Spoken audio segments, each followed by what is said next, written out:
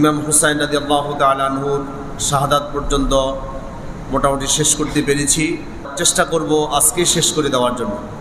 আল্লাহ তাআলা আমাদেরকে সঠিক নির্ভুল কথাগুলো শোনার, এ থেকে শিক্ষা গ্রহণ করে জীবনকে আলোকিত করার তৌফিক দান করুক। আমরা বলি আমিন।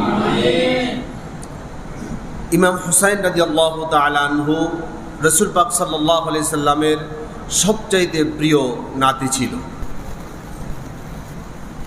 ইমাম হুসাইন রাদিয়াল্লাহু তাআলা আনহু যখন কারবালার প্রান্তরে নির্মমভাবে ইয়াজিদের সৈন্যবাহিনীর কবলে তিনি শহীদ হন, যেদিন তিনি শহীদ হন সেদিন রাসূল পাক সাল্লাল্লাহু আলাইহি সাল্লাম ছিলেন না, কিন্তু রাসূলের একজন স্ত্রী ছিল, ওনার নাম হচ্ছে উম্মে সালামা রাদিয়াল্লাহু তাআলা আনহা।